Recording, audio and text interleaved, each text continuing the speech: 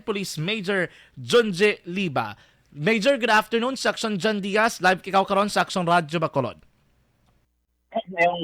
Mayong hapon na dyan, mayong Yes. hapon na si mga tagpalamati sa mga hapon. Kabalogid ko, sir, medyo sako gid no kay do nakita naton kay ina sa mga live feed nga kadamo gid sa ginakadtuan ang aton nga mga traffic enforcers sila binasa pag-augment sa may area nga medyo mabulbog at ang trapiko. What's your observation so far, sir, subong hapon kag ano man may angot ning Cymex naton sa mabansagan naton nga traffic? Sa aton lang na action dyan, no? Ang ako lang assessment dira, no? Ang aton pagginutok, especially amo ni nga mga oras, daw given naman na kay every afternoon. Ang lalong-lalo ang ako na nanotara, no? Sa pila ko na bulan dire. Bali ang pinaka traffic ara sa rush hour sa every Monday, Monday kag Friday, no? Monday kag Friday. So ang Friday kabalo man tangati amo na paginutok, no. With regards sa ato nya sa Cymex subong, kapon paglibot-libot ko, masyado ka tawhay kay ti butang ata Domingo, no. Galing despite nga Domingo, may ara gyapon nga mga area, for example ining mga may ginapatigayon nga mga dalan. So may ara gid nga paghinay-hinay ang aton nga mga salakyan. The same man na sa subong, lalo subong kati office businesses operate may ara gid nga portion, pero hindi siya naton ma-relate nga masiling cause sang aton nga pagkandak sang Cymex. Kaya ang Cymex naton matawhay. Ang only nga pinaka-masiling naton nga related sa Cymex naton nga mga paginutok sa traffic problem, amo lang tong solo nga na experiencehan ta sa SM. Okay. Kay pag ginutok sa to, isa ka rason, gin-assist ko gid mo mayo ang natabo. Sa SM kasi action dyan, may ara kita nga pulo ka ruta sa modernize. Okay. Na nag-aagi dira, nag-traverse dira gid sa SM. So plus pa dira may ara man nga mga moderna traditional. Pero ang traditional sila na gin-plaster ta na sila tag duwa kada unit. So wala na pagutok. Sang pagtion sang ining nag-effect aton nga dry run na ang especially i-mention ko na lang ang alihis. Ang alihis abi no ang ilang nga traditional wala na siya gaagi dito sa SM. So based sa bag-o o sa LPTRP route, dito na gaagi na ang ilang nga modernized nga jeep dito na sa SM. Okay. Now since nga in relation sinisang aton pag Cymex nga gina-request na sila kag ang instruction na sa ila nga ang including ng traditional dito na maagi. So buting ganon nga nagdagsa dito ang aton traditional amo atong rason nga naginutok. Ikaduha, pag dagsa nila dito, wala sila sang plastaran, wala sila sang designated area kundi sila mapundo load unload. Unlike sa ato na naplastar na nga daan dira nga nasiling ko kagina nga pulo ka ruta, plastado na sila. So pag abot sinisang mga alihis naton, kaya ang alihis naton nga traditional, dili na sila nag-agi sa Gaisano lang, wala na talaga tanaog sa SM. But this time, ginobligar sila nga mag-agi sa SM. Amo tong rason na action dyan. So besides sila, wala naman tamay na encounter nga problema with regard sa aton pagkandak sa Cymex sa simulation exercise. Pero so far, sir, na nagaanta na ni aksyon no or solusyon ining problem sa alihis nga route nga amo to medyo nagasalangisag or medyo may conflict sa ilang pagplastar sa ilang end route dito sa SM, sir? Yes, nasolusyonan na.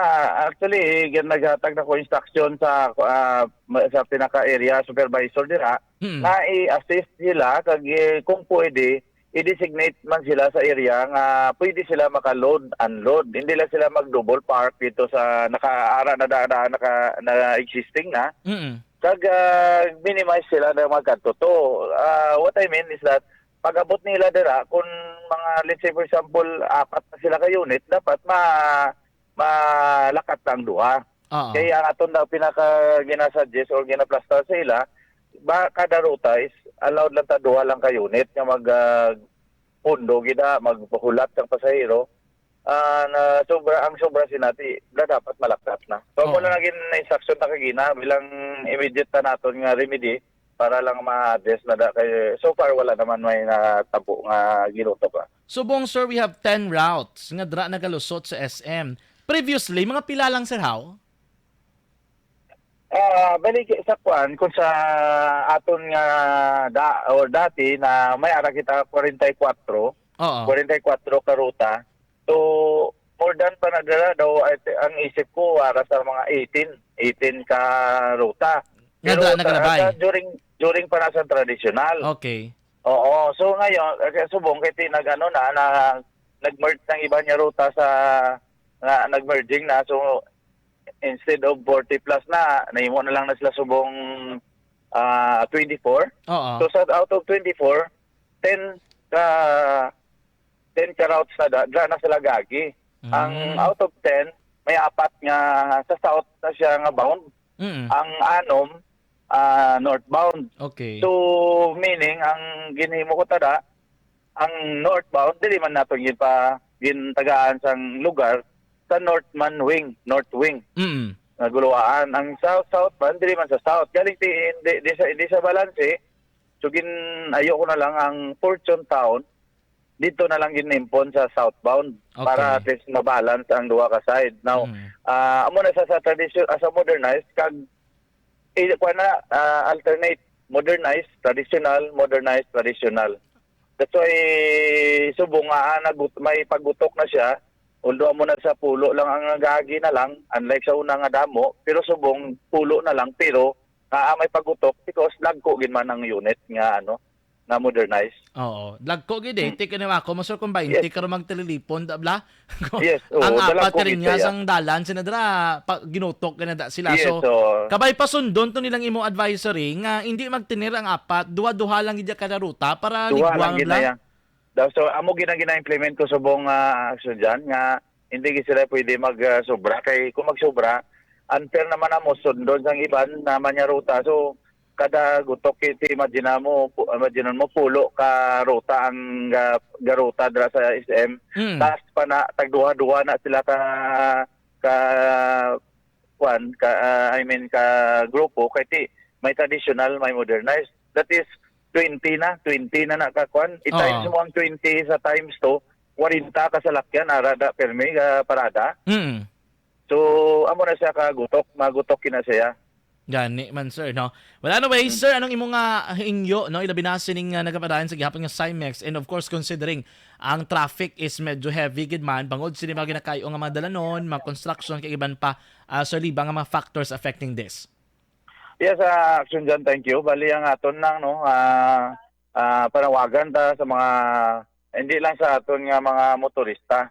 Ang isa man naton una-una ang mga commuter naton riding public na hindi man tani naton pagpangitaon gyud ang comfort kung magsakay kita sunod kita sa kung anong ginapatigayon kundi ang dapat sakyan dito lang, hindi lang magpahapos nga gusto mo aragi sa tubang mo kundi ka nagadampi aragi sa tubang mong jeep kay ma-create kita sang problema. Ang on the part naman sa mga driver kapalitan ati ang ining mga aton nga mga pampubliko nga mga salakyan tungod sa existing aara na subong nga modernized so gutok agad. So dapat disiplina man yapon, disiplina kay pagwan sa isudan tang disiplina sa aton kaugalingon na hindi lang nabuligan tang aton nga kaugalingon nga naghapos sa aton biyahe pero amo man sa aton nga mga sa public. Sige. Thank you so much, Gate Police Major Junji Liba, sir, ang hepe sang Bacolod Traffic Authority Office. Salamat, Action dyan. Mayang hapon. Action Reports, Afternoon Edition. Nabatian mga ka-action advisory from BTAO regarding traffic situation kag ini nga nagabaran nga simulation exercise sa land transport route plan sa Bacolod City mga ka-action. Action Radio Philippine Standard Time na 5